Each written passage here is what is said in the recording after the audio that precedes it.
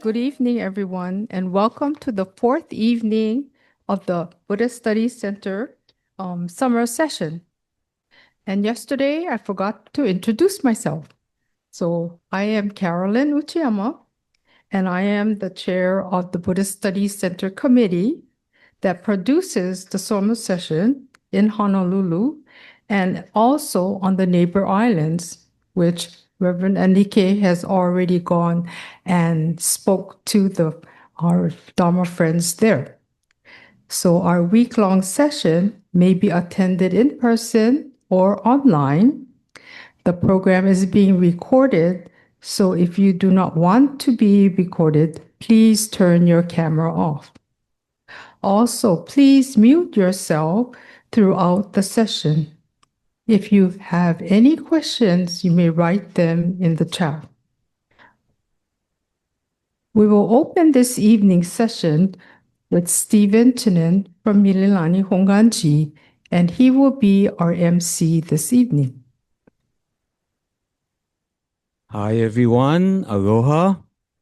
For those of you joining us for the first time, Reverend Dr. Enrique Galvan-Alvarez was born in the Canary Islands, which is located in the Atlantic Ocean, off the coast of North Africa. He has spent most of his adult life in the United Kingdom, where in 2011 he earned his PhD in modern languages. He's now an associate professor teaching online classes at the Universidad Internacional de La Rioja.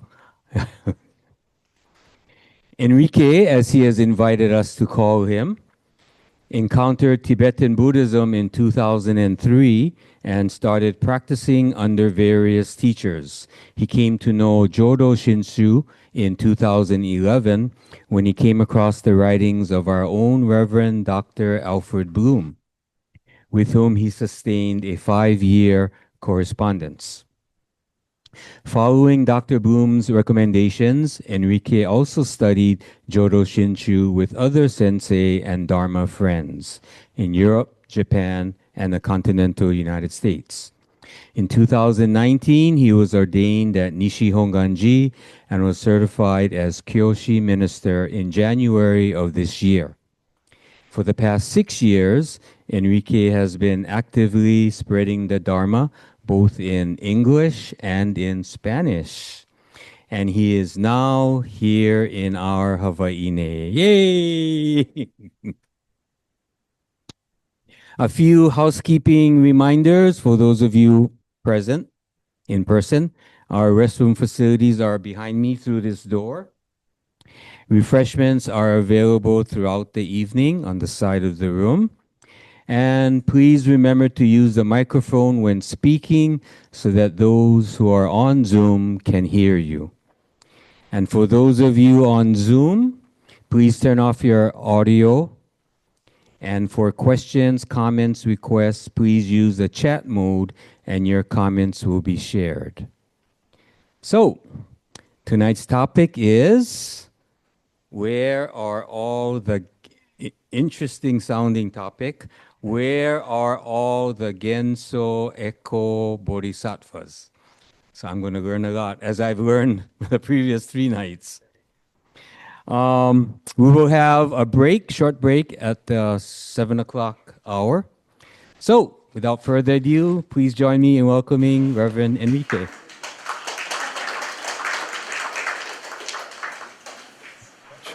Thank you very much, Stephen, for the kind introduction, and Caroline as well.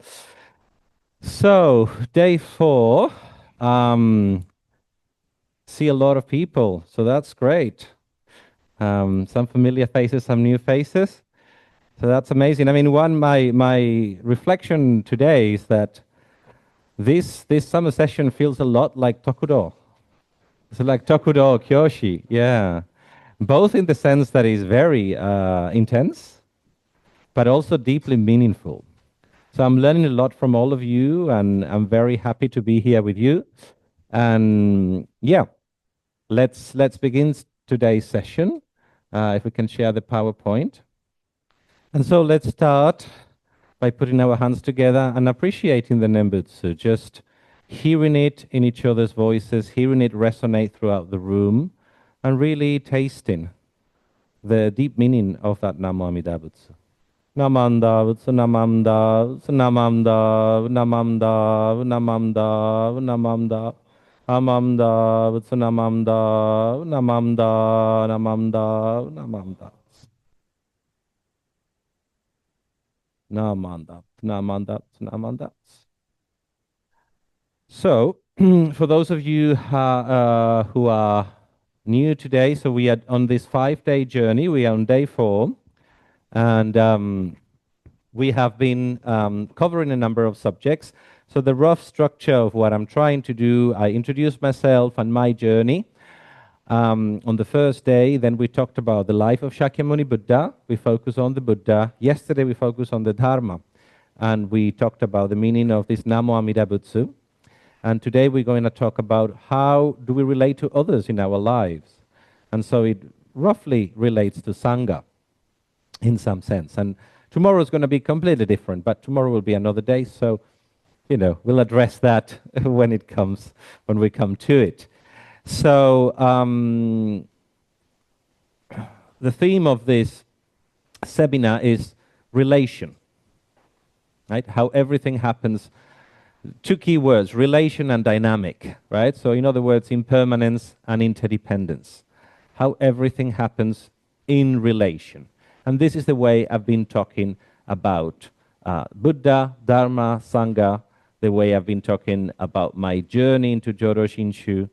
And so I'm thinking about Buddha, Dharma, Sangha in these terms, which, as you probably realize if you read them, they really sound like the same because they are meant to be the same, right? So they each feed into each other. And so I invite you, like every day, to interject at any time. I don't want to say interrupt because I don't see it as an interruption. My way of teaching tries to be as relational as possible. As a professor and as a minister, I am trained to talk forever, but that's not what I intend to do. And so I very much welcome interjections, comments, thoughts, because I prefer to teach in response to a prompt rather than what I want to tell you, right? But I have something prepared, of course. So please feel free to jump in at any point. I just wanted to recap a little bit about what we talked about yesterday. That perhaps was a lot. We kept on talking about it. So don't worry too much if that sounded too difficult, too new. You know, of course, you're more than welcome to disagree with the way I'm looking at things. But this is my current understanding. This is my current appreciation. So this is a little summary of yesterday that really flows into what I'm going to talk about today. So I was talking about Amida Buddha as a relation, right? As yet another of these many relationships we are talking about. And that is expressed, that is concretized, that is materialized in our lives as the Namo Amida Butsu, which we just heard from each other's voices. So before Amida Buddha became Amida Buddha, it was Dharmakara Bodhisattva, right? In the causal stage, at the beginning of the journey, Dharmakara Bodhisattva. So the whole process by which Dharmakara aspires, formulates, and fulfills the vow, or the vows, is shaped by many encounters and relations. So he's very deeply relational in nature. So with his first teacher, Lokeshvara Raja, when he meets him and says, Kogen Gigi, your face is radiant. He is so inspired, so moved by this encounter. And then he goes on to establish this connection with all beings, to do kuyo. We were talking about the practice of kuyo, like making a connection with a teacher, making offerings, receiving teachings, receiving wisdom, and establishing that kind of teacher-student relationship. And then eventually Dharmakara wants to share what he's learned with all beings.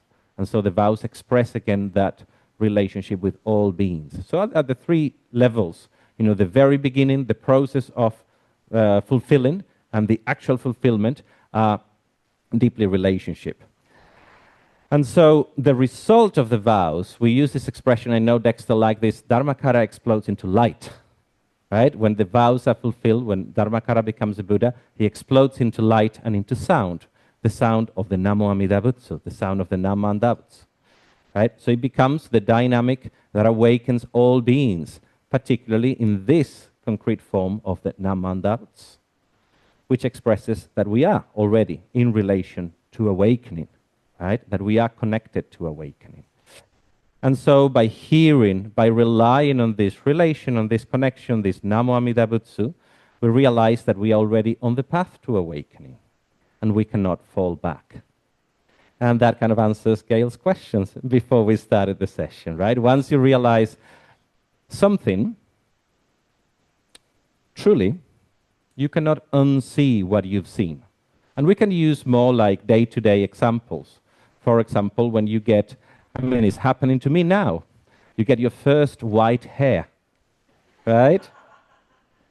And you could deny, I could say, oh, well, aging is theoretical. Yeah, well, it will happen to me at some point. Yeah, whatever. But like, you see it and you're like, oh, this is real. I cannot like go back on that. I know it. I know it. So the kind of awakening, the kind of knowing that we are talking about, when we recognize that we are in relation to awakening, we recognize the truth of awakening and how it embraces us, revealing our ignorance, revealing our lack of awakening. When we recognize that relationship, we cannot fall back. We cannot unsee what we've seen. And so we are on track for awakening, right? So this is one way of explaining this process. Anyway, that was just to catch up. And so I'm going to get into trouble. So I'm going to talk about what is the Pure Land, or what about the Pure Land, right? So we talk a lot about the Pure Land. We talk a lot, we are called Jodo Shinshu, like the true essence of the Pure Land, the Pure Land way. And so for me, the Pure Land, surprise, surprise, is also a relational thing, right? Is also a relational dynamic. And I go back to the Amida Kyo, the Amida Sutra. This is the Hongwanji translation that explains why. This is Shakyamuni Buddha talking about why do you want to be born in the Pure Land, right? What is the point of being born in the Pure Land? Is it because a beautiful place? Is it because a peaceful place? No. The people who hear of that land should aspire to be born there. Why? It is because they will be able to meet together with such sages of supreme virtue. So the whole purpose of being born in the Pure Land is to encounter awakening, encounter people who have awakened, right? So again, the Pure Land is this network of relations. And the whole point of aspiring towards the Pure Land is to encounter this awakening. So, I just wanted to start with that. And so we're going to read two wasan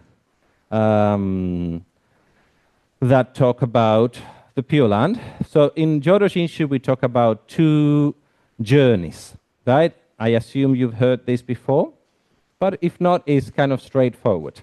So the Pure Land is this place, let's talk it that way, let's put it that way for now, this place of encounter, this place where we can encounter awakening, right? And there is a journey towards this Pure Land, and there is a journey of return. Right? It's not a one-way journey. So going to the Pure Land, going towards awakening, is called oso eko. Is the aspect of going, right? So it's the aspect of wisdom, if you want, going towards wisdom, going towards awakening. But there's a movement of return as well. And this is very important in Jodo Shinshu. Jodo Shinshu is not about just going to the Pure Land. It's going to the Pure Land so you can return. And that's the journey of compassion. That's called the Gensō Eko, the aspect of return. Now, the dedication of merit that leads us back towards this world in order to help all sentient beings. So there's wisdom and compassion, if you want. And in these two wasan, these two poems, Shinran Shonin, the founder of our tradition, expresses it this way. So as you know, I like to read it if we have time, and I think we do today. First in Japanese, so you appreciate how it sounds, and then I'll read my translation. Andaku jodo ni ittaru hito, gojoku akuse ni kaerite wa, Shakyamuni Butsu no gotoku ni te, diyaku shujo wa kiwamonashi. The people who reach the Pure Land of peace and bliss return to the world of the 5 corruptions and evils. Like Shakyamuni Buddha, they benefit all beings boundlessly. And this other one as well, I quite like.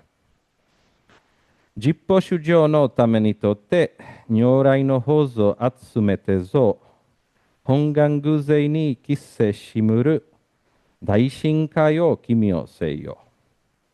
For the sake of all beings in the 10 quarters, they gather the Dharma store, Dharmakara, of all Buddhas, leading them to take refuge in the vast promise of the original vow, take refuge in the ocean of the great heart. Great mind, great heart, same thing, but I think the great heart kind of resonates with me particularly. We've got a very complicated question very soon. I'll engage with that later. Let's flow together for now. I can say I haven't reached the Pure Land while I'm alive.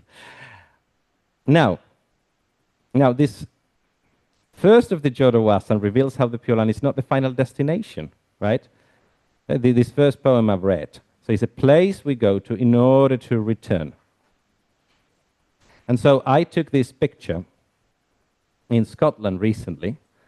I was in June or July in Scotland. At that time of the year, the sun sets really late. So at midnight, you still have daylight. And the sun sets really northerly as well. Very beautiful. Really, really beautiful. I love those long evenings in the north of Britain. And so the sun was setting. This was maybe 10, 11. And I was driving in one of these very narrow roads, right? So you can barely fit one car, and they are 2-way roads. So they have these passing places, they have these little openings where you can pull in and let the other car through.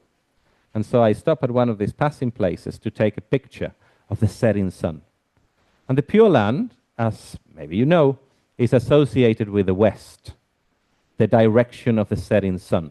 Why? Because the West symbolically means the place where things go to rest, the place where the sun goes to rest. It signifies the fulfillment of a journey, completion, right? And so there's a whole tradition in the Pure Land, in Pure Land Buddhism, of turning towards the West, looking towards the West, the setting sun. These images come up again and again, and so I'm very inspired by them. Also, I'm not a morning person, so I very rarely get to witness sunrise, which I'm sure is very nice, but sunsets I appreciate because I'm awake for them, right? So anyway, I wanted to take a picture of this beautiful view of the West. But it was annoying me that there was this sign here, I don't know if you can say it, says passing place, which is the place where I had to pull in. And I was trying to exclude the sign from the picture. But then I realized, no, the sign had to be in the picture. The sign was very profound. Because the Pure Land is a passing place. It's not a place of rest. It's a place of transition. It's a place of transformation, right? So the second Wasan talks about how Bodhisattvas return from the Pure Land and make a connection with all beings, leading them to encounter the primal vow, the Namanda Butsu, and take refuge, and therefore make a connection with awakening and lead them to the same awakening, right? So these Bodhisattvas come back from awakening. In Buddhism, we want to become awakened in order to help other beings, not just for our own sake. And so this is important, I think, to keep in mind, particularly in the teaching of Shinran Shonin. The Pure Land is not the ultimate place of rest or abiding. It is a passing place, a very important passing place. But the point is not to rest somewhere pleasant and free from suffering, not to meet our deceased loved ones, but to join this work of great compassion, this movement, this work of the Buddha, to really liberate all sentient beings. And so when we understand this, the whole of the Mahayana path, of the Jodo Shinshu path, becomes apparent. Because the main point is compassion. But in order to be compassionate, we need to wisdom first, right? We need awakening. And so, of course, like we wish we could help. We're having this conversation, like with Warren yesterday. We wish we could help people in some ways. And maybe there are ways in which we can help people sometimes, right? If the situation presents itself in front of me, I help. If I have something somebody needs, I give it, right? Material or otherwise. But often we cannot help people as we would like to help them. This is the problem, right? So that's why we need to awaken. We need to go towards wisdom, needs to go towards the Pure Land, to then come back with new eyes, with a new perspective, with a new heart, with an open, awakened heart that can really be effective. So this is the basic idea. Now, there's a passage in Yuishin Shomoin, and those who are familiar with this, I'm very happy to be challenged. I have checked this with a Jodo Shinshu scholar, and he agreed with me. But, obviously, all of these things are bound to be interpreted. So, Shinran Shonin in Yuishin Shomoin, in the Notes on Essentials of Faith alone, is talking about the world of nirvana. It's talking about the Pure Land. Now, I'm going to read you my translation of this passage, and I'm going to explain why I'm putting that word in bold. The world of nirvana refers to the overturning, the transformation of the darkness of ignorance and the opening of the unsurpassed realization of awakening. World, sekai, means boundary. Know it as the boundary where awakening happens. And in some of the translations that are out there, they translate it as realm instead of boundary. But I feel strongly that boundary captures Shinran Shonin's understanding of the Pure Land. Now, in the original, he uses the word sakai, but he writes it in kana. So, maybe there are people who are more learned than me. I'm sure there are people more learned than me in this room who can, say, oh, actually, no, there's somewhere where we know where the kanji appears. And if it's the kanji for realm, fair enough, right? Because sakai is how is associated with various kanjis, how various kanji can be read. And one of the meanings of it is more like realm or region, right? It's more like a place. But one of the meanings of sakai is a boundary, is a crossing, right?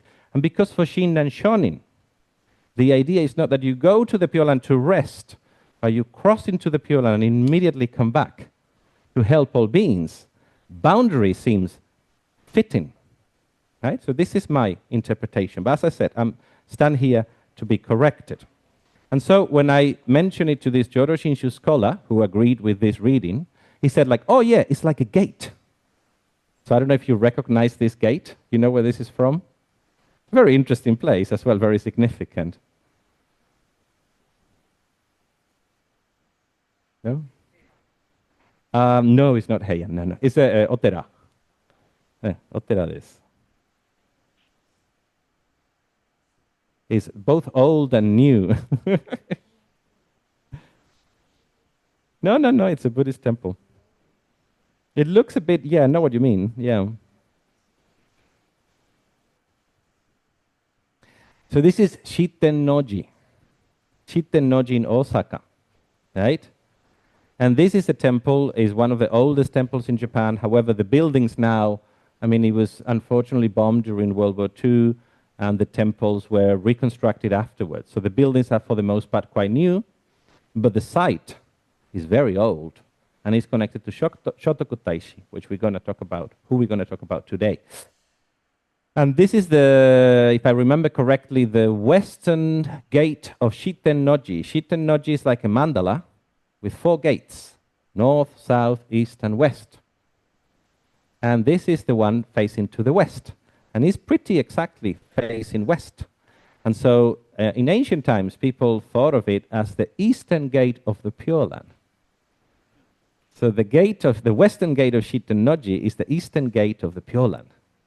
And at the time of Ohigan, at the time of the equinoxes, spring and autumn, the sun sets right. So this is looking in, right? So if you look out from it, you see the sun setting right in front of you. Unfortunately, now there's very high rises in Osaka. So I think originally you could see it setting over the sun. Sorry, it's over the sea, right? It's this beautiful image. But now you just see it behind the buildings, but it goes right through the gate, right? So anyway, you can cross in and out. So this is how I'm thinking about it. And all of this is to introduce today's subject, which is basically this question, right? So, this is kind of how Shinran talks about it. You go to the Pure Land, you bounce back already awakened. You don't spend time in the Pure Land to become a Buddha, to train. Being born in the Pure Land is in itself becoming a Buddha. And then you bounce back into the world of suffering to help all sentient beings. And the question for me has always been, okay, fine, I can accept that, but where are all these bodhisattvas returning from the Pure Land? Who are they? Where are they? Are they new babies that are being born? Are we taking it literally in that sense? So, how could we meet these bodhisattvas? And so here I found this passage from Kakehashi Sensei, the translation by Arai Toshikazu Sensei, that I found really interesting, really insightful. And I'm going to read it for you. We have been fortunate enough to become Nembutsu practitioners as a result of the guidance and nurturance of Shakyamuni Buddha, who is a manifestation of Amida Buddha, and such bodhisattvas who have returned from the Pure Land as the 7 patriarchs of Pure Land Buddhism, Nagarjuna, Vasubandhu, Tanluan, Daocho, Shandao, Genshin and Honen, Shinran and Renyu. Furthermore, my life as an Nembutsu practitioner, walking the path to the Pure Land, is sustained by innumerable bodhisattvas who have returned to this world. If someone said, all the persons and all the animals that surround us are bodhisattvas who have returned from the Pure Land, who could convincingly deny it? Although we are not aware of it, we have come to hear the teaching of the Nembutsu as a result of the nurturing and guidance of such bodhisattvas. So, to put it in plain English, who is the Gensō Bodhisattva? Everybody around me except me. Yeah, because I'm the one who's being guided by all of you here. So thanks to you, I'm doing all of this. So for me, you are my Gensō Bodhisattvas. You are people who have returned from the Pure Land to make me look at myself, make me engage with the Dharma. So the very crucial point here, we're talking about relation. Nobody is a bodhisattva. Anybody's a bodhisattva in relation to somebody else. We go back to what we said the first day. How many of you are children? How many of you are parents? Right? Some of you are both. But you are parent in relation to your child. You are child in relation to your parent. So in relation to me, you are Gensō Bodhisattvas. That doesn't mean you actually are, I don't know, but you are fulfilling that role for me. I don't want you to leave thinking like, oh yeah, he said I'm a bodhisattva. What we should always avoid is like the thought, I am a bodhisattva. The bodhisattva is always the one that leads me, that makes me realize I am not a bodhisattva. I am a bamboo, right? I am a self-centered person. So, this is the basic understanding I wanted to convey today. So I want to show you some examples of how this plays out in Shinran's writings. And we can talk about Shinran, how he talks about this, but we can also talk about personal examples. And I'm happy to explore a bit of both, right? And I also want to go beyond. When Kakehashi Sensei says, animals, so humans and animals. Great. Of course, we can think of the great teachers of our tradition as bodhisattvas. Fine. But also Oba-chan, also my grandmother. And also maybe my dog. Right? Any being that comes into contact with me and that makes me look at myself, makes me realize how I truly am through that relation. But I want to go beyond that to the non-human realm. And what about grasses, trees, and land as well? So everything that surrounds us. And there's a hint in Shinran Shonin, in Yuishin Shomoi, my favorite text by Shinran Shonin, that talks about the grasses, the trees, and the land. And we'll get round to that later, hopefully. So I want to explore this. But before that, maybe I want to hear from you and how you are receiving this or how you are hearing this. If it's the first time you hear something like this, if it's confusing, if it makes sense.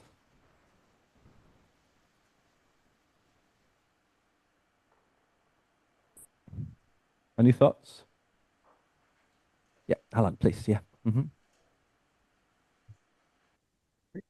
I always thought that the Pure Land had no borders, Mm. that it was always limitless. Mm. So you brought something different. Mm. I think we're saying the same thing. I'm not saying the Pure Land has borders. I'm saying the Pure Land is a border. Is the border, from my point of view, is the border of my samsaric existence. Oh, I see. Mm. Yeah, I've never heard it that way. So No. Mm-hmm. thank you. Thank you. Yes, Shinran Shonin says, and this is coming from the Jodoron. Right? So Vasubandhu at the beginning of the Jodoron says, the Pure Land has no borders, has no limit. Muhen, right? It's boundless. That's right. Now, I'm reading this subjectively, if you see what I mean. The Pure Land for me is a border. Is the border through which I cross into Nirvana. Dakara, I cannot reach the Pure Land in this life. That's why. Because it's at the very edge of my samsaric subjectivity. It's at the very edge of my self-centeredness. There's one Jodo Shinshu teacher that always says, birth in the Pure Land is always the moment after now. It's never now. It's the moment after now. What does that mean? I can die at any point. But right now I'm alive. And birth in the Pure Land is that boundary, is that edge of my life. You know, he's deeply aware of impermanence. So, I mean, Nagarjuna says, well, when you breathe in, who knows if you're going to breathe out? That's the boundary, right? The boundary of our lives. That's where the Pure Land, that's the boundary that I'm calling Pure Land. That's right. Yeah, please.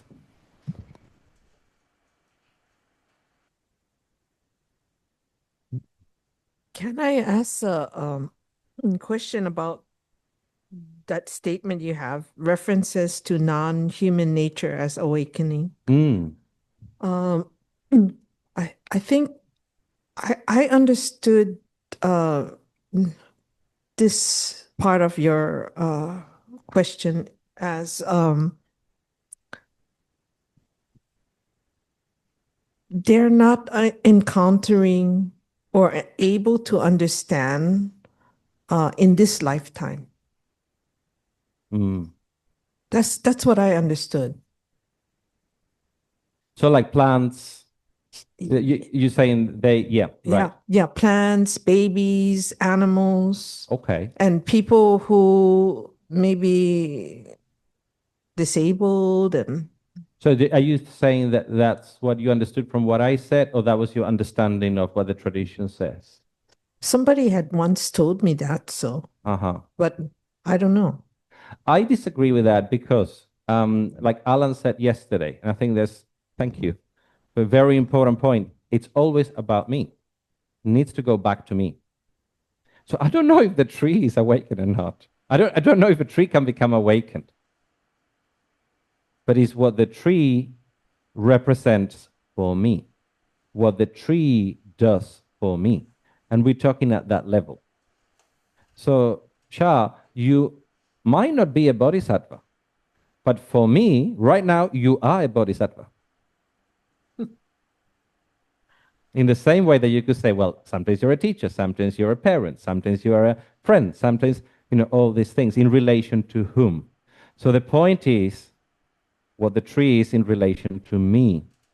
how the tree is showing me my true nature or my relationship to awakening. However, we'll get to that passage, which I love. Because he says the trees become awakened. But still, I think the point stands, you know. Yeah. Please. Yeah. What's your name? Sorry. Don't think we've met. Oh, Bob. So in that sense, you could say that the rocks and the trees, the leaves are expounding the Dharma. Yeah. For me. If you're listening, yes. Yes. That's the point. Mountains, so yeah. If you're listening, they are expounding the Dharma. Yeah.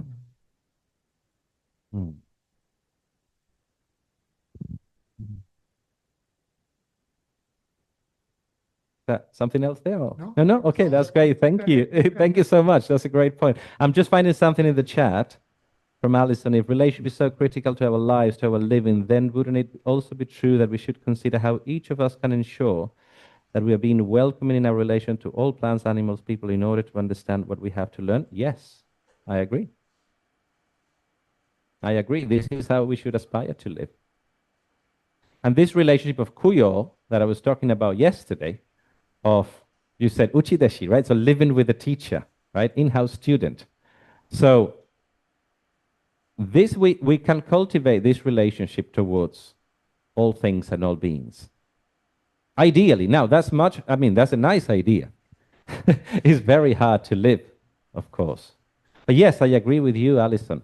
The point is what all of these people, all of these beings, all of these things that in our language we imagine and word as non-sentient, but in other cultures sometimes they are seen as alive. What are they teaching me? So again, it's not about others. And is making me realize my self-centeredness, making me realize how I am caught in my bubble. And by realizing that, something opens somehow. But I agree with Alison, yes. Yeah. Any other thoughts?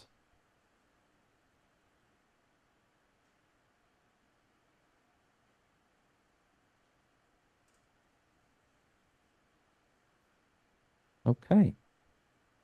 Now, how many of you are married? Good luck to you. So well done. So I'm going to talk a little bit about, you too, okay, right? So Shinran Shonin was a monk who married. That is an interesting thing.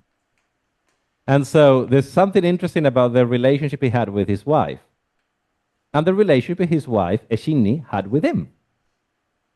And so this principle that I'm talking about, of perceiving others in your life as a bodhisattva, is something that we find in the little we know about their relationship. And as is often the case, most of what we know about the relationship is from her side. Right? She's the one who wrote about it. Shinran Shonin never talks about anything too personal, right? In his letters or in his writings and so on. So, but she is writing to their daughter. And Eshini's letters is a wonderful document about Shinran's life. We learn a lot, and we learn a different side. And this is how Eshini thinks about Shinran. So I'm going to read you this passage. Also, I recall a dream I had while we were at a place called Sakai Village at Shimotsuma in Hitachi. It seems that there was a dedication ceremony for a temple building. The building stood facing east, and it was apparently the eve of the ceremony. In front of the building, there were lanterns burning bright, and to the west of the lanterns in front of the building, there were two Buddhist images suspended from the horizontal part of what seemed to be a shrine gate, a torii. In one, there was no face to the Buddhist image, but only a core of light as if it were the radiance of the Buddha's head. Distinct features could not be seen, and light was the only thing there. In the other, there was a distinct face to the Buddhist image.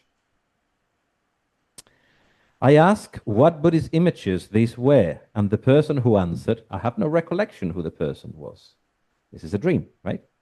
This person said, the one that is only light is none other than Master Honen. He is the Bodhisattva Seishi, Bodhisattva wisdom. When I asked who the other was, he said, this is the Bodhisattva Kannon. That is none other than the priest Zenshin, Shinran. Upon hearing this, I was shocked out of my sleep, and I realized that it had been a dream. I did not, this is my emphasis, I did not say anything about my husband being Kannon, but in my own mind, I never looked upon him from that time forward in any ordinary way. Namo. That's interesting. How she perceives her husband. We have to understand this is a number of centuries ago. The meaning of dreams, the value given to dreams is different, but I think there's something quite deep about this. And I think the mountain is kind of easy to imagine as a bodhisattva. But somebody you're sharing your life with is harder. So that's the person who's closest to you is the person who's likely to annoy you most, right? And to show you most who you are. But that's why they are a great bodhisattva to you, right? So I think we can learn from this. There's a few things. I mean, maybe we cannot see the world like Eshini did. We don't attach the same value to dreams, right? Also, Eshini seems to be seen just Shinran as this bodhisattva, it seems to me, right? Anyway, something very unique, very special about this. But I think we can learn the overall lesson. And what about Shinran? Did Shinran see Eshini also as a bodhisattva? And again, he doesn't talk about such things, but we know enough to infer that he reciprocated that, right? So something very interesting, this appears in various sources, and Arai Sensei has written about this. I don't want to get into the details of all of it. But at one point, a crucial point in his life, Shinran Shonin went to Rokakudo. And in Rokakudo, which is a temple connected to Kannon Bosatsu, to the Bodhisattva of Compassion, and to Shotoku Taishi, that I'm going to talk about later, he has a vision, a dream, depending on how do you translate it, where there's this figure that appears. And in this vision, this figure is a Kannon Shotoku, we could say, right? So it's kind of Shotoku Taishi. In some of the accounts of the story, Shotoku Taishi appeared to him. In other accounts, Kannon appears to him. But Shinran sees Kannon as Shotoku Taishi. So either way, it's not a big deal. There's a figure that appears to him. And it feels very significant, very meaningful.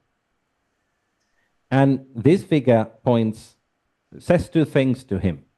One says, you should meet Honen. You should pursue the path that teacher Honen is sharing in the same city, in Kyoto. And it also says, I will turn into a woman with whom you will break your monastic vows.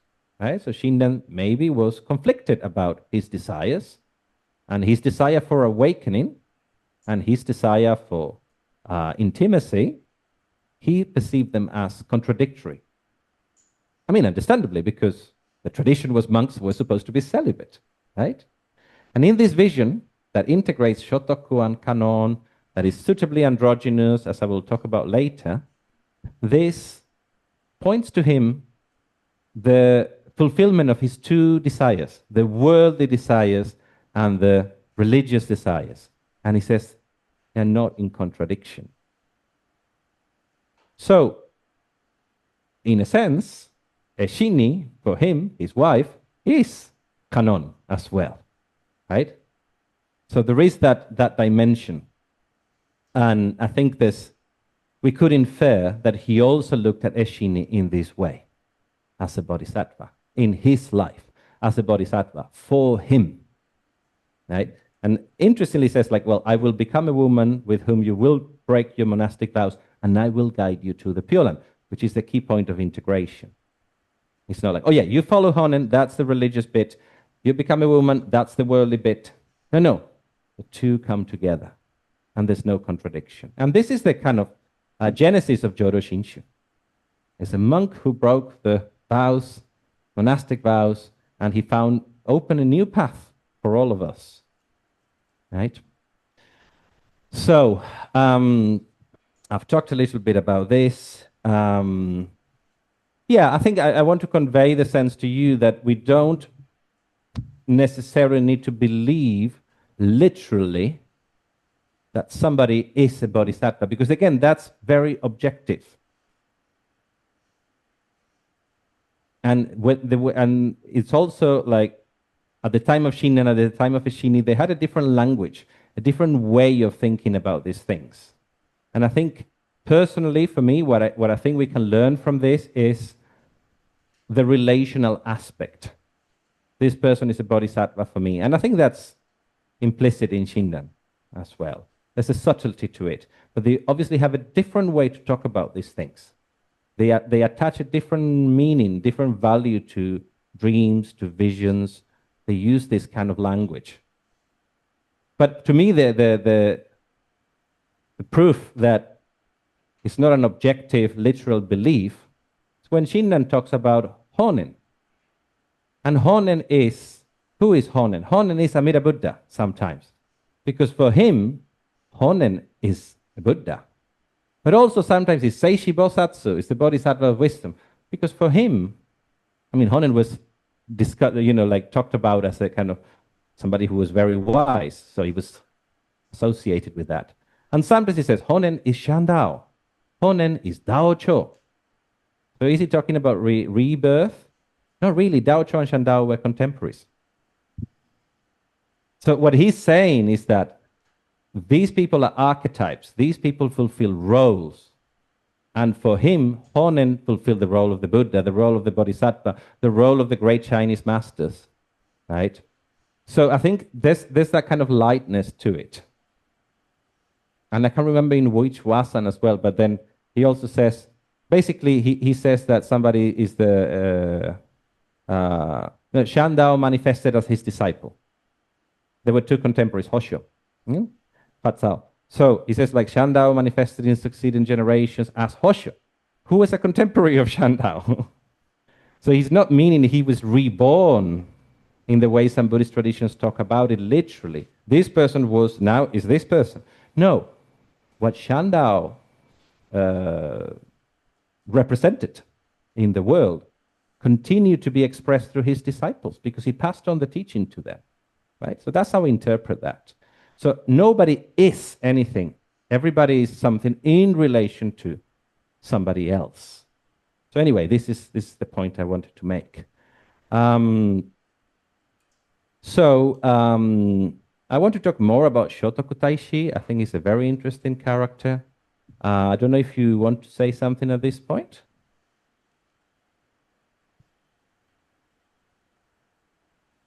No? I can carry on a bit before the break. Maybe? Yeah, okay. So, I mean, who else does Shinran regard as a Gensō Bodhisattva? Gensō Bodhisattva means an enlightened person that comes back from awakening, comes back from the Pure Land to teach me, right? To enlighten me. Obviously, Honen, as I've just discussed.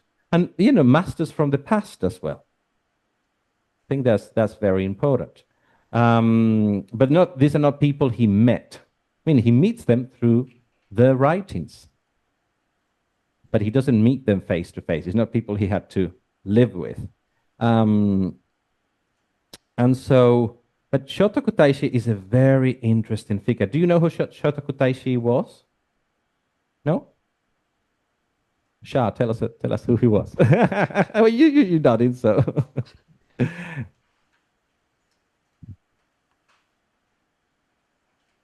He was Prince Shotoku. He was, I guess, instrumental in not spreading the Buddhism, but he was one of the early figures in Heian Buddhism. Okay, I mean, he was an aristocrat. He's a historical character, is what I'm getting at, right? That it was instrumental or perceived to be instrumental in the spread of Buddhism, of the establishment of Buddhism in Japan.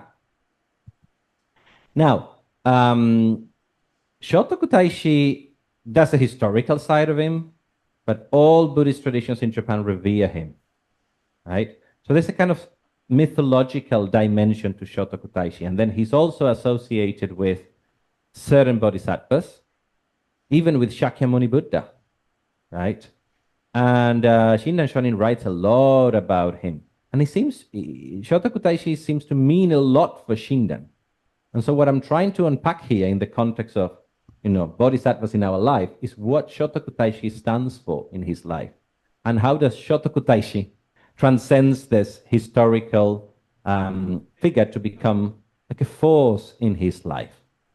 So we could say his wife was Shotoku Taishi as well, because of what I've just explained, that vision, right? And so you could say there's a archetypal dimension, mythological dimension, legendary dimension. There's a historical dimension. These temples were actually established by Shotoku Taishi, Rokakudo, Shitennoji, and so on. And there's a personal dimension for Shinran. And the three are really interconnected. It's not like he says, oh, now I'm talking about Shotoku, the historical figure. Now I'm talking about Shotoku, the symbol in my life. No, they all flow into each other in a very seamless way. So here's a representation of Shotoku Taishi as, what is it called? Namo Butsu Ko, I think? Like the child that says Namo Butsu, that takes refuge in the Buddha, right? And so the story told about this prince was that, much like Shakyamuni Buddha, when he was born, the first thing he said was like, I take refuge in the Buddha, right? So he lived from 574 to 622. He was a historical figure, but he also has this legendary, mythological, archetypal dimension. I'm not using myth or legend as falsity, as lies. I think Reverend Blaine mentioned Joseph Campbell, who says myth is more true than fact, right? Because myth is often, he uses myth in that sense. We sometimes use myth in the sense of, oh, that's a myth, that's a falsity, that's a lie. But I'm not using myth in that sense. Myth is a kind of narrative, is a kind of story that points towards something deeper, something even truer that would we consider fact, a true fact about existence or something like that. So in Shinran's life, Shotoku is a very interesting character. He dedicates a few wasan in the Shozomatsu wasan to Shotoku, but then also he dedicates a whole collection of wasan, like the fourth collection of wasan, to Shotoku Taishi. And some of those wasan I find really interesting. They used to be chanted, they're not chanted anymore, but I really like to read them. And I think they are really, really interesting. And I encourage you, they are in CWS. You can read them in English. I encourage you to read them because you really have access to a side of Shinran that you don't see in other places. And he says things that are, you wouldn't find in other places. So anyway, I won't give you any spoilers, but please read the Wasan on Prince Shotoku. Yeah. And so Shotoku is this shape-shifting figure that fulfills many roles. And so much in the way that Shinran talks about Amida Buddha as father, as mother, right? Or Shakyamuni is a father, Amida is a mother. Shotoku Taishi is like compared to a father, compared to a mother. He's a bodhisattva. I mean, I'm using he, but it's kind of irrelevant in a way at this point, what kind of gender we assign to Shotoku Taishi. As a historical character, he was a he, sure, but this kind of fluid figure, this force of compassion, this Dharma force in the world, it's not really gendered. And so maybe I would like to, I'll go back to some of these things, but I like to finish this section before we go into the break by reading this quote by Jeff Wilson, who I believe has spoken here. And in one of the sections of his last book, which I really enjoyed, Living Nembutsu, he talks about queer Shinran. And what does he see about Shinran being queer is his relationship with Shotoku Taishi. And I'll read this passage. In other words, Shotoku has no essential gender. As a bodhisattva, he transcends gender by being whatever gender the situation requires. This demonstrates Shinran's understanding that gender is not a permanent aspect of the self. It is a temporary, fluid, and situational. At the same time, the historical Shotoku, as I've just said, was certainly a man. And it was this Shotoku who appeared as a bodhisattva, to be sure, before Shinran at Dokakudo and promised to become his wife. That is to say, his wife Eshinni. This doesn't necessarily mean that Shinran experienced same-sex desire in the way we conceptualize such things today. But it certainly means that Shinran, a monk married to a prince in the form of a woman, approach the border of queerness. So I think this is very interesting.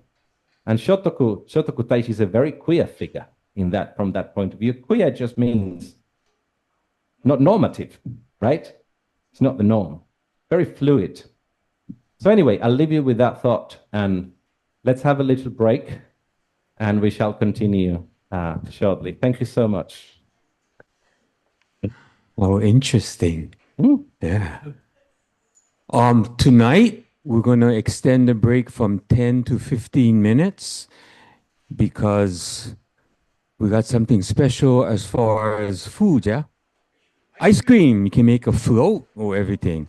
Yeah. So I'll let you folks know in 15 minutes we get close to that. So enjoy the refreshments and call you back in 15 minutes.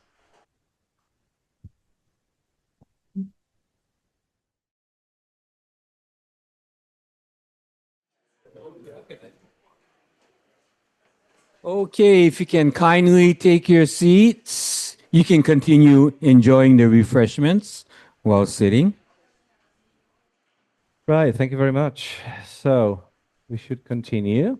See, are there any burning questions in the chat or anything? Let's see. Oh, that's fine. Oh, thank you. This is from Kamuro-sensei, right?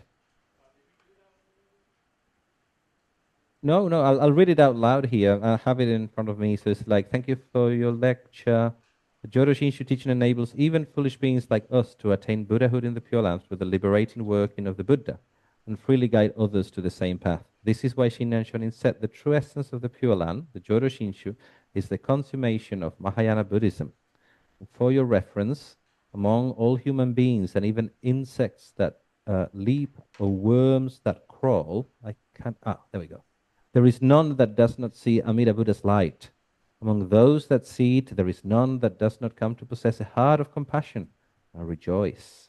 Thank you so much, Kamuro-sensei. That's a beautiful quotation. Thank you so much. Really, really something. So, we can continue with our journey. So, I think I've said enough about Shotoku Taishi. I don't know. Or do you want me to talk more about Shotoku Taishi? I mean, we could spend the whole 5 days talking about Shotoku Taishi and Shinran. I think there's a lot of material. There's a lot of stuff. But I want to move it to something which is how does this manifest in your life, right? I think this is the key question. So I see the same fluidity in Shotoku Taishi that Wilson Sensei identifies in terms of gender, but I also see it in terms of, I see Shotoku as trans-historical, transgender, transpersonal force, right? Something that takes different forms. It appears in different times, different places, different circumstances to guide Shinran towards awakening. And Shinran talks about Shotoku in this way, in a very open, fluid way. In this sense, I think Shotoku represents the Gensō Bodhisattva, right? The returning Bodhisattva activity, the beneficial activity of the Buddha Amida. right? That reaches us constantly at all times. Now, my question to you is, who are the Shotoku Taishi in your life? Who or what? So you can answer or you can think about it, but I think it's a worthwhile question to ask. Who or what represents that in your life?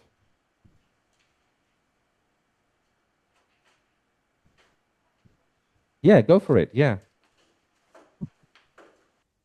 I'm not sure how eloquently I'm going to put this question together, but we're asking, who is a bodhisattva in my life? Mm-hmm. So it's somebody, say somebody maybe that confuses you or irritates you or kind of drives you nuts and you kind of don't want to be around, but maybe they're a family member and you're stuck with them forever. Is that person a bodhisattva in my life too? I'm going to say yes, I think so, but it doesn't have to be just all these, it doesn't have to be somebody nice that's bringing you wisdom and joy and awakening. It can be somebody that makes you really think or maybe see shadows in yourself where you're not feeling kind or compassionate or something towards somebody. I mean, could it be, could it? You know that you're answering the question. Why are you asking me? Yeah. You know it. You know it. I mean, it's great that you asking, but like. Yes, I don't like the answer, but yeah. But you already reached it. Yeah. Of course. I would say particularly that person. It all hinges on you and your perception. Not as in it's up to you, but it's your perception of that interaction. And if you are receptive enough, that person that drives you nuts makes you see it's not just driving you nuts. It's not just annoying you, but it's making you reflect on your lack of compassion, on your self-centeredness. That's a true bodhisattva. The one that teaches you wisdom, says nice things, in a sense, but like that's doing a much lighter work, you know. Yeah. Yeah, please. Yeah. This is an article I wrote 2 years ago, and the title is "My Bodhisattva." So I'm just gonna read it. Please, yeah. Buddhism is a philosophy, religion of coping with the ups and downs of this life. It's developing a positive attitude and being grateful always. It's not easy. One of my main activities is caring for my 10-year-old grandson. He's currently 12 now. I pick him up daily from a special school for children with special needs. He is on the autism spectrum. He doesn't interact with people and has sensitive hearing. When you see him, he seems, quote, normal, but his behavior is not. My time with him is a series of frustrations and joys. I think of him as my bodhisattva. A bodhisattva is a person who can become a Buddha, an enlightened one, but chooses out of compassion to help others instead. Frustrations with my grandson include his temper tantrums, covering his ears constantly, and his fear of dogs. At times, he refuses to get out of the car when the neighborhood dogs are barking. Often, it is difficult to understand his concerns. I'm picking him up daily from school and spend 2 to 5 hours with him every day. We have a special connection, and I'm learning to understand and appreciate him more each day. He helps me to become a better person. He is my bodhisattva. My grateful moments with him occur when he makes progress in reading or drawing or listening to instruction. We go swimming a lot as he enjoys the quiet stillness of the water. We share special times together at the museums,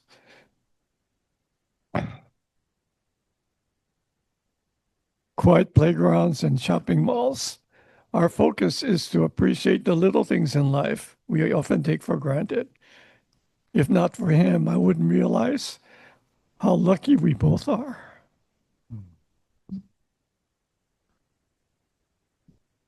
On Monday, his mother came up to me and said, "Guess what your grandson did yesterday when he shopped for new shoes?"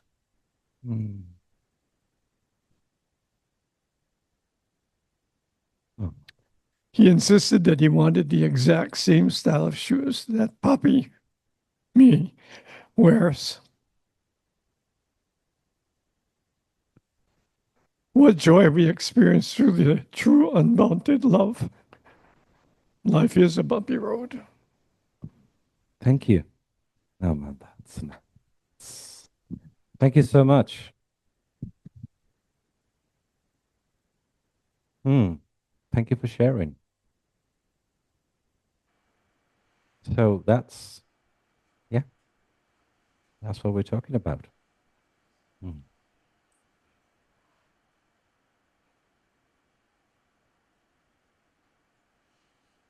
And people are thanking you in the chat as well. Yeah.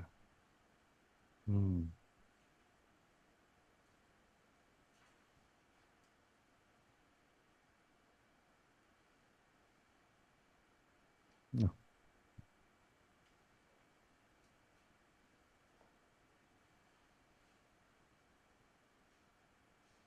So you see how all of these relationships. Oh, okay, we got another one. Yeah.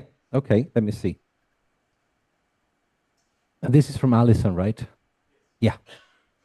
We are centering on relationships and in speaking to the concept of queerness in terms of anything that doesn't fit into what society deems labels as normal. What if we sincerely made attempts to break down preconceived notions of what is normal? In our society today, there is a reigniting push to force people back into a gender binary.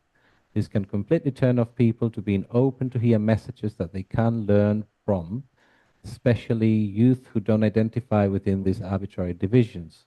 What if our Buddhist temples in Hawaii were very intentionally sent messages in support of all people? What if Buddhist temples in Hawaii emanated inclusive vibes that broke down gender, race, age, etc., divisions to become the brave, but also safe spaces that many are searching for? How do we transcend these divisions that empower some while marginalizing others? I'm a guest. So, anyway, that's a very valuable reflection that I appreciate, but it's not for me to really engage with that because I'm just passing through. So, but thank you, Alison. Yes. You have to find, like I've said before, you have to find your own way. You've been asking me, how do we share the Dharma? How do we do this, right? You have to find your own way always. So all I can say is how I do things. My approach personally is to engage with people as people. And if I sense that somebody is a bit unsure or insecure about a certain identity, I would make the point explicitly that no matter who you are, no matter how you identify, how you see yourself, totally welcome, totally fine. But I never ask any questions of people, and I never try to fixate on identities so much. It's like all people are welcome. We have our rainbow Sagari Fuji in our sangha, so people know that in terms of sexual orientation, in terms of gender, everybody is welcome. But that's kind of people's lives, people's private lives. So, yeah. I just engage with every person as they come to me and try to be as open-minded, as unbiased as possible. And if people want to talk about those aspects of their lives, I'm very, very willing to engage and to listen. But in the eyes of the Buddha, we all suffering beings. So, yeah. Yeah, please, yeah.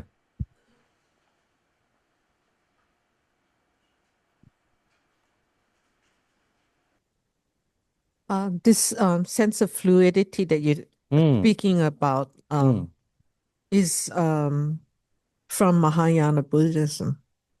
Shakyamuni Buddha in the Jataka tales displays this fluidness of gender, of class, of things. Yeah. So, being that this is early in the evolution of Buddhism in Japan, I think the stories of the Jataka tales and stuff are really playing out here in Shotoku. Mm. Oh, I think you're onto something. Thank you for that. I never thought of it that way. But yeah, when you read the Wasan on Prince Shotoku, Yeah, he was the Queen Srimala. yeah, that's right. He was a nun, but he was also a king. He was also a prince. He was also a monk, a Dharma teacher, so and so. So it's this.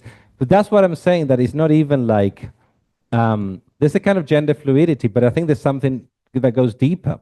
That is like Shotoku represents for him the working of the Dharma in the world, the working of the primal vow.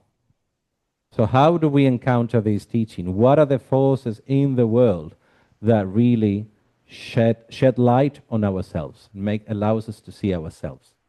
So yeah, no, that's a great point. And so that can be male, female, non-binary, that can be human, non-human. So it really depends if you're listening. So the question is not, are the mountains speaking? The question is, are you listening? And if you're listening, everything and everyone is speaking to you. Yeah. So moving on, maybe a little bit, I wanted to share, going beyond the human realm and even the animal realm, right? So this is a book, one of the gems that you have produced here in Hawaii. And I'm so thankful that Hawaii has produced these wonderful books, but I'm also like mindful of how rare this opportunity for me to be here is, because it's impossible to find them outside and to find them in Europe anyway. So I'm taking, my suitcase came kind of half empty, and I'm taking a lot of books published by Hawaii Kyodan or the Buddhist Studies Center for people in Europe. And this is a little book called Bodhisattvas Everywhere. And this is particularly close to my heart. I mean, partly because it was translated by Arai Sensei. But Arai Sensei took me to this temple in Kyoto. Sakakibara Tokuso Sensei, he had passed away, right? So I think I met his son. So this is an Obaku Zen temple. Right? So Obaku Zen has Zen meditation, but also includes the Nembutsu.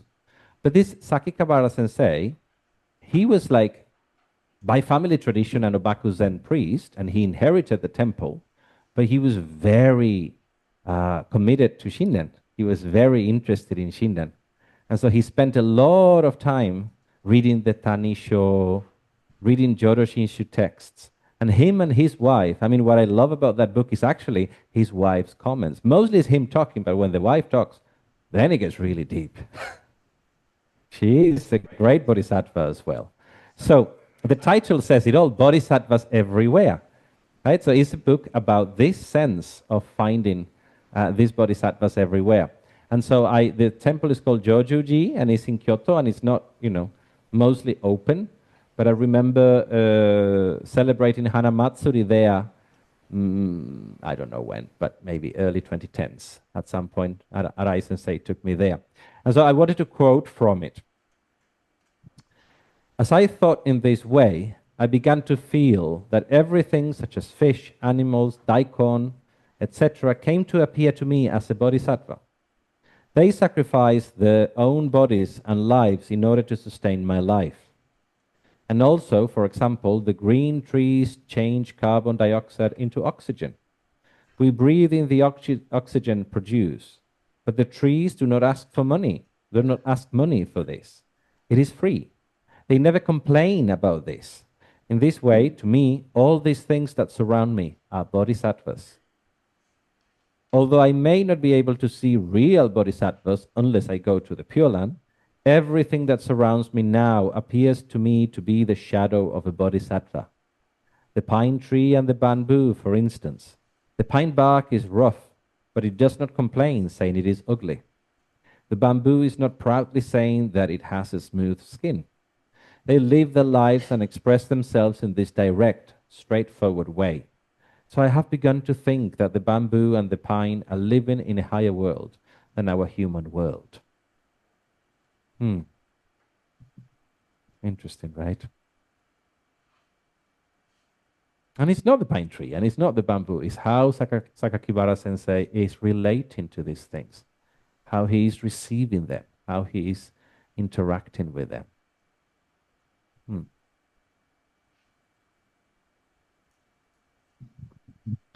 So, we go back to Shinran Shonin. There's this amazing quotation, and yeah, I don't have much to add to this particular. Well, I usually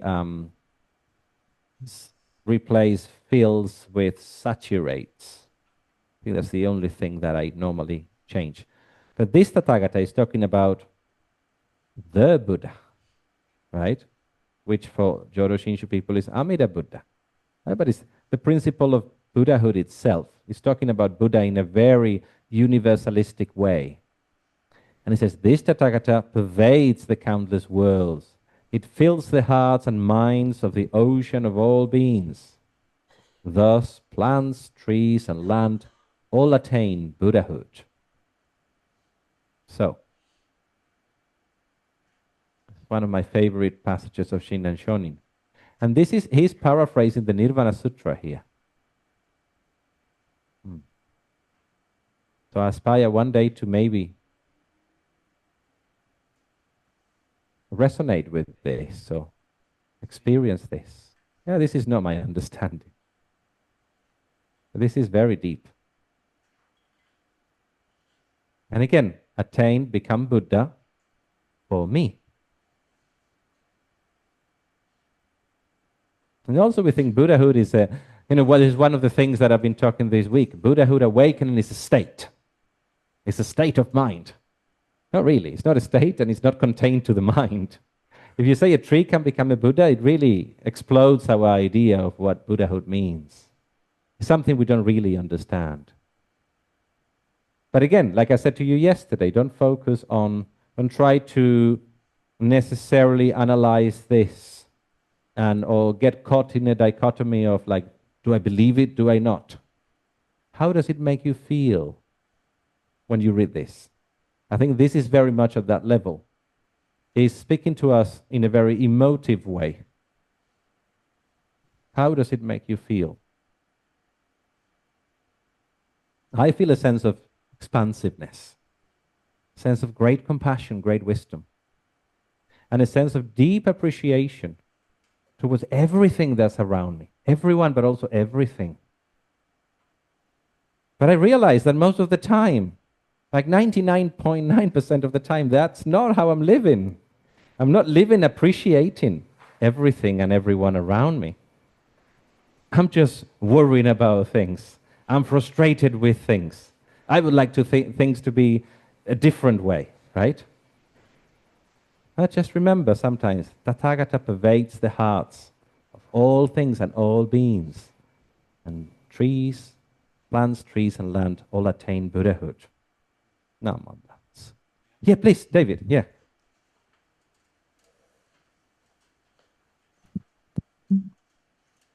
So I'm thinking about when you were showing that last quotation. Yeah. What I'm thinking about is Shakyamuni Buddha's awakening, where he puts his hand down to the earth, and is it as the earth is my witness? And I just feel like, I guess what I feel when I think about that scene and when I read this quotation is just kind of a sort of almost like a buzzing throughout the whole of the earth and beyond that the Buddha himself is part of, and sort of that unifying vibration throughout all. So maybe I'd just like to hear your comment on that. Am I kind of mixing that part of the Buddha's awakening story with this in a way that doesn't quite fit? Or, yeah, interested in your comments. That's a very good question. Yeah, I had never thought of it that way, but the tree obviously is an obvious connection, right? As I was listening to you, this is the thought that came to mind. So when when I was talking about the life of Shakyamuni Buddha on Tuesday, right? And how he becomes awakened under the Bodhi tree. Though I made the point is when the bowl of rice, he accepts the bowl of rice. I think that's the key moment. But he meets Mara, and I was having a conversation with Umitani Socho, with Bishop Umitani afterwards, right? And how Mara is like the shadow, right? And I compare it to Nishu Jinshin, the two types of deep mind. And so, why can we see the shadow? Saying, oh, I'm such a selfish person, I feel guilty. That's not seeing really the shadow, right? That's something else. That's a kind of performative thing, right? Or it can be a self-centered guilt, certain kinds of guilt, certain kinds of like, oh, poor me. That's a very self-involved. That's a kind of negative ego. You have positive ego, I'm the best in the world. You have negative ego, oh, poor me, I'm the worst, I'm terrible. It's very self-involved, it's very self-centered as well. So this is not what we're talking about, it's really seeing the depth of your bono, of your selfishness, of your selfish desire. And that is almost like it has to be seen from the outside. And for that you need the light of the Buddha. And when you see that, it's because the light of the Buddha is already there. Light means wisdom, right? So you can say Shakyamuni encounters Amida at that point. Shinran Shonin says in Yuishin Shamoin, no, that Amida Buddha is light. And light is the form taken by wisdom. So Amida Buddha is wisdom. Amida Buddha is compassion. So in that instance, this buzzing, when you were talking about this buzzing, the earth, the trees, the grass, actually is very interesting because he receives, you remember Tuesday, he receives a mat of kusa, of grass, to sit on. So in that story from the larger sutra, it doesn't mention Sujata, but it does mention receiving an offering before becoming a Buddha. And this is a mat made out of grass. So we have grass. He goes to sit under a tree. We have trees. And plants, what has been translated as plants is this kusa, it's grass, literally. And land, he touches the earth. So actually, I never thought of it. But thank you. This is like the experience of Shakyamuni Buddha. And to me, that buzzing is the namandavats, namandavats, namandavats that we can hear in nature as well. Is that buzzing, is that calling that is making us aware of our relationship with awakening. And when we realize we are in relationship with awakening, in relationship with how things actually are, we realize how much we do not see things the way they truly are. We realize how selfish, how self-centered we are. And nonetheless, we are constantly embraced by the way things truly are. So this is the experience, I think, of Shakyamuni under the Bodhi tree, in some sense. Thank you so much. That's very profound. Yeah. Please, yeah.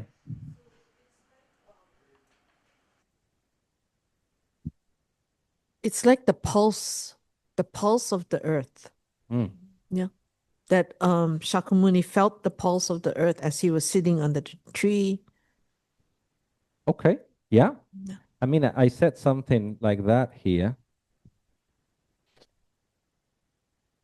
I write a lot of stuff and then I ignore it. But it says, the activity that we call Amida does not only live through humans and even animals, but it pulsates in all life and all things, showing us the true reality of our lives. So this, the pulse of the earth. To me, that's the kind of intuitive image. Nembutsu is a kind of pulse. Yeah. It's the Buddha that lives through things.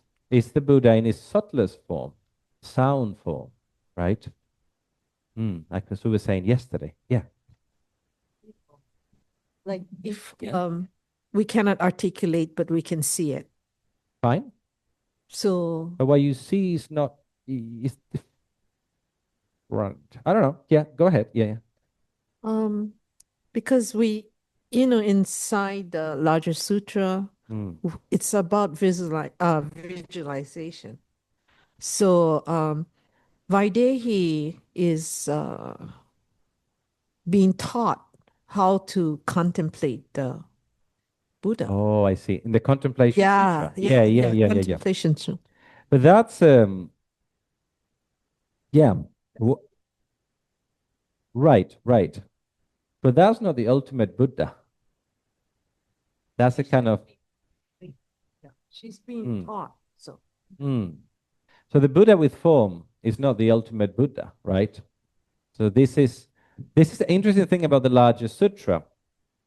I forget the details, but it's a very interesting doctrinal debate from the Edo period. I'm not going to get into it now because I will need to have done the research, and I was not expecting this to come up. But they are discussing how to represent, what's the best way to represent the Buddha, right? Because the sutra that gives more of a visual shape, an image to the Buddha is a contemplation sutra, but it's the lower of the three sutras, right? So they are thinking, how is Amida represented in the larger sutra? But if you read the larger sutra, Amida is never given shape. The closest is the 12 lights, right? And it says Amida appears and Amida talks, but he's never described. So this is a very interesting aspect in the larger sutra and the shorter sutra. In the shorter sutra also there's like no description of how Amida. So you could say Amida is like Genzai Seppo, right? So right now is teaching the Dharma. So there's a Pure Land, X amount of worlds to the west, and right now there's a Buddha there teaching the Dharma. This could be the Dharma itself sounding, right? I don't know. I mean, we could imagine it different ways. But yeah, that visual representation is from the Contemplation Sutra. Yeah. And it's not considered to be the actual Buddha. I mean, Shinran Shonin also says the true Buddha has no form. That's why we have the name Amida, which means no measure, to make us aware of the nature of this true Buddha. The true Buddha is Jinen, is spontaneity, is movement, is pulse. And we relate to this through the Namandavats, right? Or we can relate to it in other ways, I guess. But that's kind of, yeah, manifestation we kind of tend to center on, yeah. For sure, I mean, all senses are included.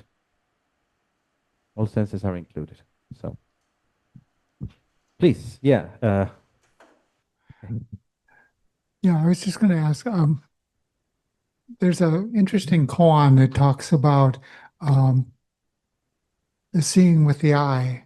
And he says, yes, but seeing with the ear would be better.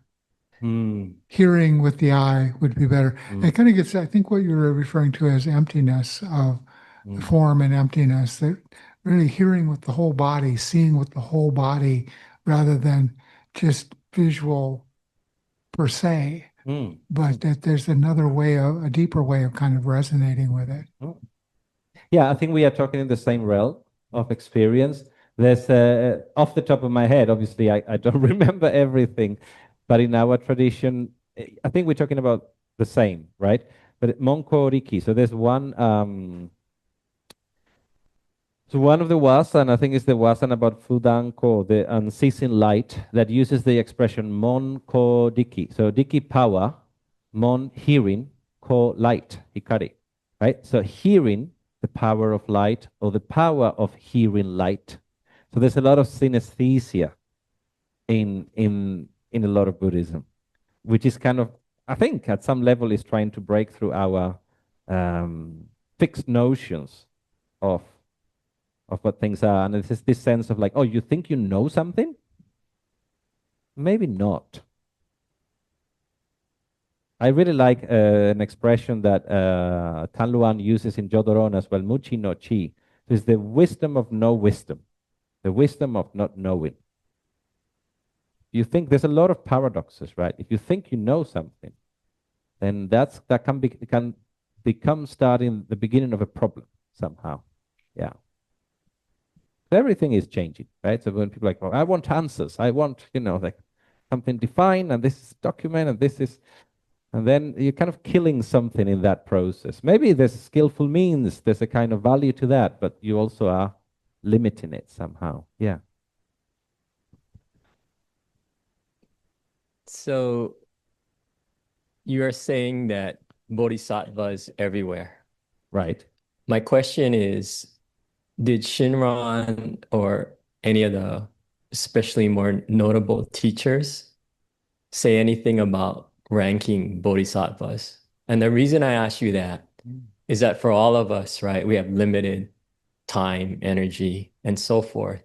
And so if Bodhisattva is everywhere, but you know, it's human nature that you would choose Sure. Bodhisattvas. So I'm just wondering if there's been thought given to that. Yeah, well, I think I addressed that somewhere, but I probably didn't go into it in much detail. But I mean, the example being Shinran and his wife, Ashini, right? So, of course, I mean, I think it's important to open this vision, but at the same time recognize, as you do, and I think that's very important, that that's not how we perceive things. And that there are people that we like and that there are people that we dislike. And that there are people that we might be able to perceive as bodhisattvas, and there are people who we might not be able to perceive as bodhisattvas. And that's as well, you know. As I said here, but I didn't read it. So even if we come to appreciate that everyone and everything around us is leading us to the Dharma, it is unavoidable insofar as we are human, that we favor some people over others, or that we feel more connected to some people in particular. And I think this is the human reality. And I think it's good to hold both. The vision that, in a sense, everything and everyone is leading you, but also but when you open up to that, you realize that that's not how you perceive it, like you just did, right? But there are people that you favor over others, and that's your reality. And you can still appreciate those people while holding the vision that that's also because of your self-centeredness, right? So again, we're back to Nishi Jinshin, always, the two types of deep mind, always there in Jodo Shinshu, right? And I don't know, I mean, if Shinran ranks them as such, but I mean, of course, there are people he focuses on more. His teacher, Honen, right? Of course, yeah. So it's that tension between both, I think. That's the path. That's why it's always dynamic. And there has to be this relation between both sides. It's not like we come to a point where everything dissolves, everything is fine. You know, we just let go and we perceive everybody as a bodhisattva and we're fine. No, insofar as we're alive, there is strife, there is tension, there is conflict. And this path is about walking that path and acknowledging that and living that in a genuine way with honesty at the end of the day. Yeah. So I wanted to maybe start edging towards the end of this. I don't know if there are any other thoughts or...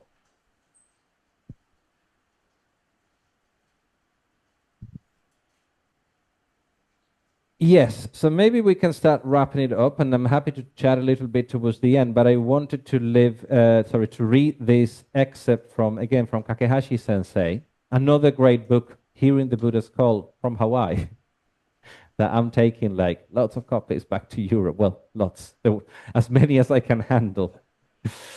So he writes about this. In the Yuima Gyo, the Vimalakirti Nirdesha Sutra, there are expressions like the world filled with blind passions is the practice hall of the Dharma. And the threefold realm of transmigration is the practice hall of the Dharma.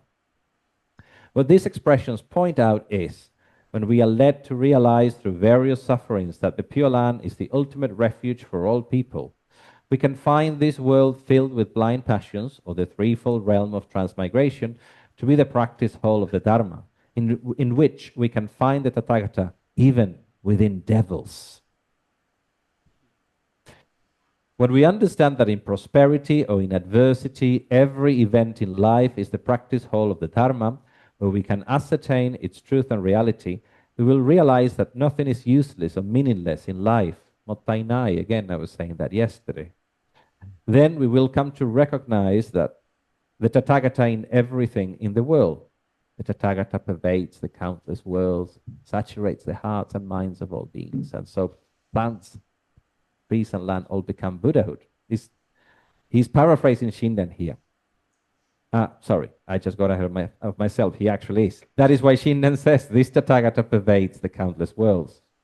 For the practitioner of Shinjin, who humbly tries to hear truth from everything and every event, even devils and followers of other religions turn into good teachers. However, to be able to see the Tathagata in a devil, we must have the wisdom given by the Tathagata. Jodo Shinshu is not a religion that prays for the elimination of misfortunes from life. For Amida Buddha directs to us the wisdom that turns misfortune into merit. I think this is very important. While recognizing this might not be our daily reality, this is a very important insight. And that's why we don't pray for things in Jodo Shinshu, right? So in a sense, we given everything that we need. And this, yeah, we all have devils in our life. The people we see as devils. Can we see the Buddha active in them? You know, that's a kind of challenge. We were talking about it last night, right? Yeah, interesting. Doesn't matter. Yeah. Yeah. And anyway, I mean, followers of other religions, I think this is a translation choice, but I don't regard that as kind of implying a sectarian focus, that's necessarily bad. But as I said, probably in one of the first, maybe in one of the satellite sessions, I don't remember, those kinds of references, he's paraphrasing phrases that appear in certain texts. And I interpret that as anything or anybody that leads us away from the path. But the path in the biggest sense of the world. It's not like, oh, you belong to this school or you belong to that religion. That's not what it's talking about. It's like anything or anybody that really takes you away from that path. But even that is a guide, is a teacher, if you receive it in that way. So I want to wrap this up by saying, well, we've shared with you some examples from Shinran's lives and writings. And perhaps this is the answer to where do we find the Gensō Bodhisattvas that return from the Pure Land to guide us. So hopefully these excerpts offer us a path for us to look at our lives with new eyes and reevaluate our relationship to important people, as well as our natural environments. The more we do this, the more gratitude grows in our hearts and the more harmonious our lives and relations will become. We are all on the same journey to the Pure Land, to enlightenment. However, how do things become more harmonious? By becoming aware of how not harmonious they are. This paradox, this tension is absolutely key and central to Jodo Shinshu. Right. Thank you very much. Let's have a conversation if you want. Thank you. Thank you.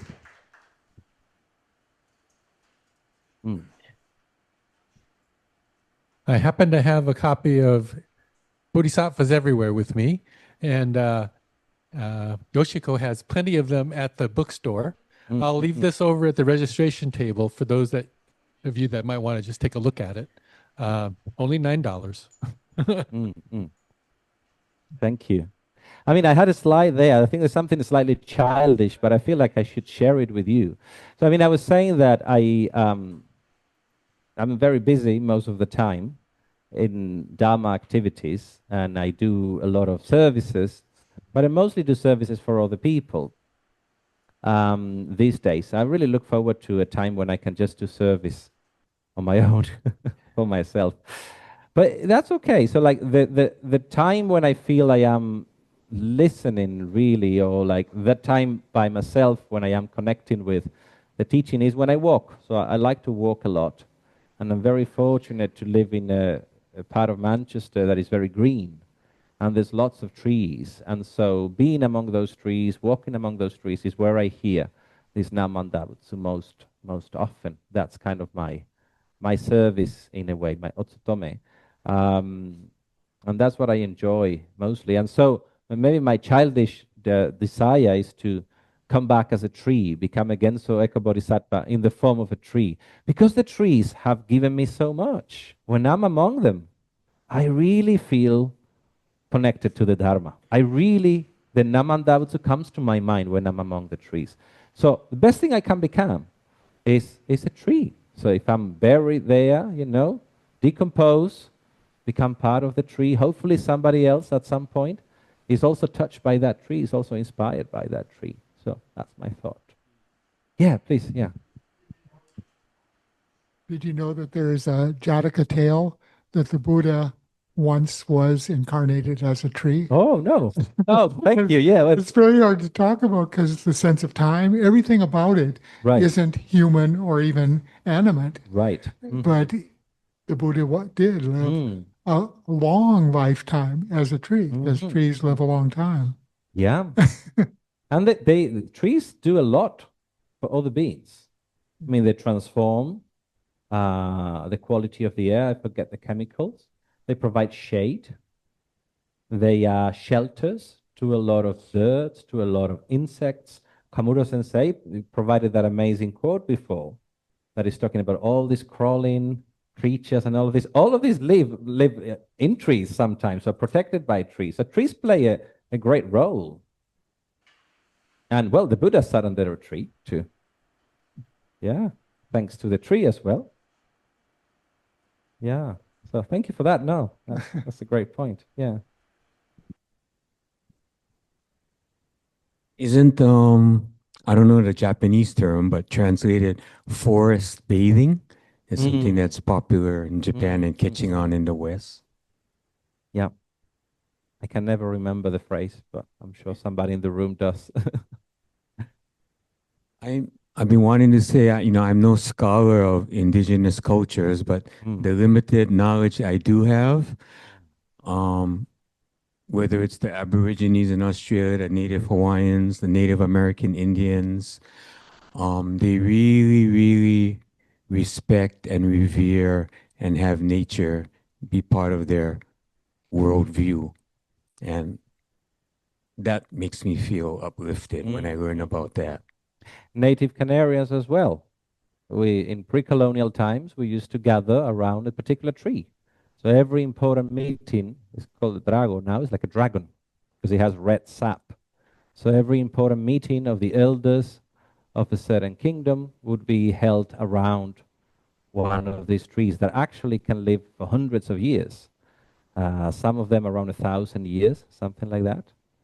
So we're still around us and we still respect them in a different way now. But yeah, oh, absolutely.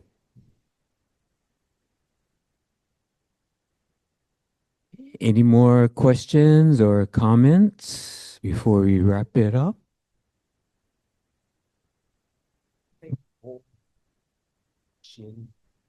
Shinran Yoku, the Japanese art of forest bathing. I just looked it up. Okay.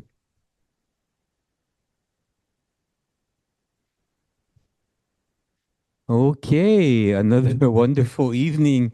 Thank you so much. Okay, well, let's finish with the Nembutsu. Okay. Before we part today.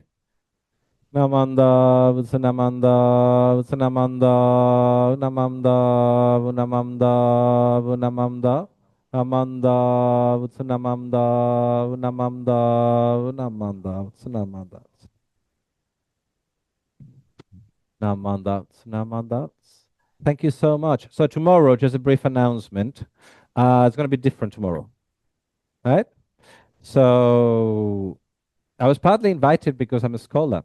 And I realized I feel very guilty. I haven't given very scholarly talks. We're mostly doing Dharma talks, which are more fun, I think. But tomorrow I will devote the first hour or the first half of the session to share some of my research on Jodo Shinshu ritual, because we've just finished a book project that hopefully will come out in the near future on the developments on Jodo Shinshu ritual, and I'll mention my co-authors and everything. And I'll tell you a few of the insights, and some of them very relevant to Hawaii. So we'll do that for the first hour, and then the second hour, Reverend Blaine Higa will lead us in our final closing service. And after that, I will offer a final Dharma reflection. So we end up on a Dharma note, but we'll spend like about an hour talking about the history of ritual recent history of ritual in Jodo Shinshu. So, yeah, thank you. So thank you again, Reverend Enrique. Thank you, Bishop Umatani, Reverend Blaine Higa, Derek, Dave, and Carolyn. Thank you for your efforts this evening. For those of you on Zoom, if you have any late questions, please send them to our email address to review for tomorrow. And for those of you who are here in person, remember that you are most welcome to stay and informally talk story with Reverend Enrique and the others while you have some more refreshments. Okay, so please drive home safely, but please stay if you can, and we'll see you tomorrow. Mahalo nui.